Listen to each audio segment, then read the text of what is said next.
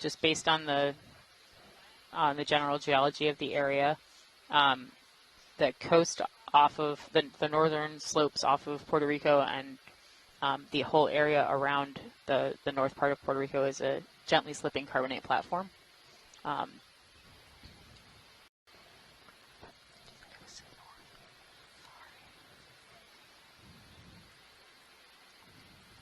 Yeah, we've talked a lot about rocky outcroppings. Can you tell us what these rocks are that we're looking at right now? Yeah, they're most likely limestone. And then that's just a guess based on where we are. While the center of Puerto Rico does have some igneous rocks in its center and its base, most of the rocks that you see fringing around Puerto Rico, a lot of it is limestone. And they have these very massive carbonate platforms that can be up to 2 kilometers thick.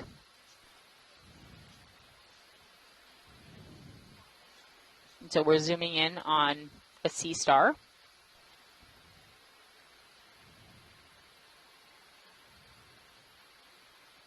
A little bit of sediment on its body.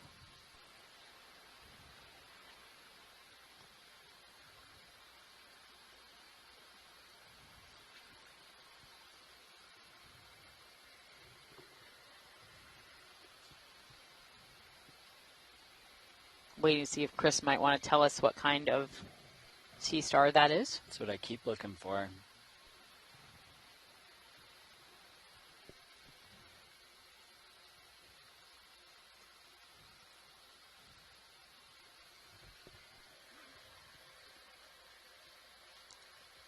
And all these rocks do have what appears to be a manganese crust on them.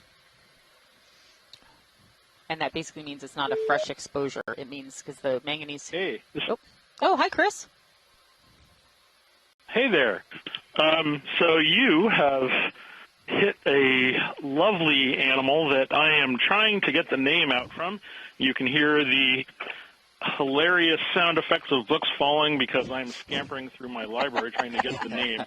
So this is a member of a funny little deep-sea family called the Corethrasteridae.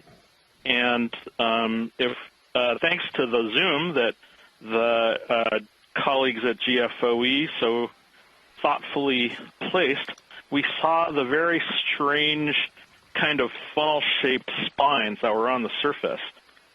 This is an odd thing called Remaster, I believe, and I'm trying to get the species name because there's one that lives in this area, and my book is precariously balanced on a number of other books, which may very well fall. But anyway, so Remaster is actually known from only a couple of species.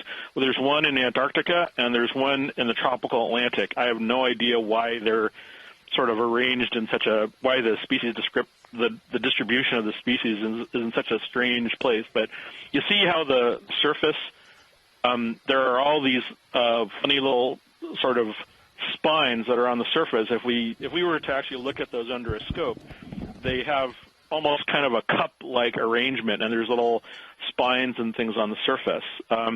They're mysterious animals. I don't know what they do, and I don't know what the funny little structures are for. In fact, this is probably the first time we've seen one alive. So, I'm very happy that we're able to do this. The fact that I've said this before, the most valuable part of a lot of these observations is being able to see them alive, and sometimes for the first time in color. I could not have told you that this animal was white, for example, based on the museum specimens that I have, and even though we have people that take fastidious notes during the collection history, sometimes they don't capture things when they're available, such as when they're brought up on the deck of a ship. And there's a bunch of things that thanks to Andrea Quattrini and the other, is that a brittle star or another Seastar in the upper right corner there? I did see what I thought were legs. You're seeing a host of really good things.